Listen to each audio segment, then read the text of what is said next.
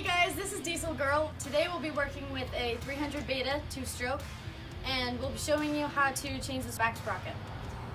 So the gearing on this bike was too low, so we added one tooth to the front sprocket, which made the gearing a little bit too high. So now we're going to add two teeth to the back sprocket, which will put it right in between the two gear ratios.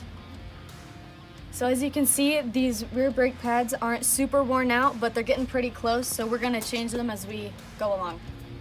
So this chain is fairly new and we're hoping that we won't have to replace it, but there's a lot of play in the chain tensioner. We'll see as we go along. We aren't changing the front sprocket on this bike, but if you do, all you need to do is get a clip expander and take the clip off and this will pop right off. If your bike has a bolt, you just loosen that bolt.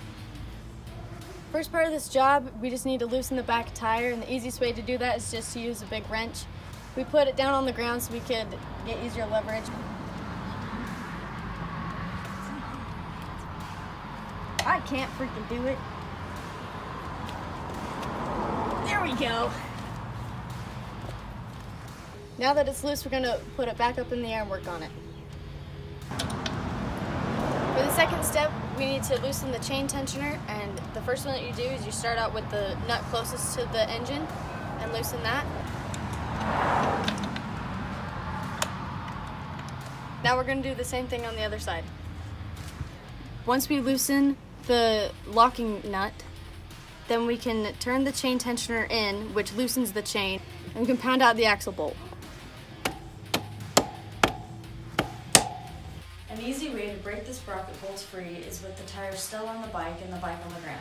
Either keep it in gear or have someone hold the brakes down while you loosen the bolts. After that, take the tire off and remove the bolts with an Allen head or a hex head socket, depending on your bolts, and an open end wrench. This is our stock 48 tooth sprocket, and this is our new primary drive 50 tooth sprocket. But before we put it on, we want to make sure we clean the hub so there's no dirt in between the hub and the new sprocket. We're replacing the old sprocket bolts, and you can see they have Loctite already on them, and so if you don't replace the bolts, then you're going to need to put new Loctite on the old ones.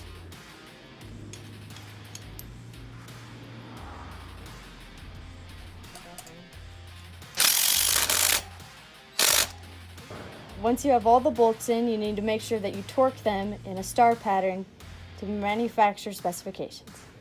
The easiest way to expand your caliper is to use a long screwdriver while the old pads are still in the calipers.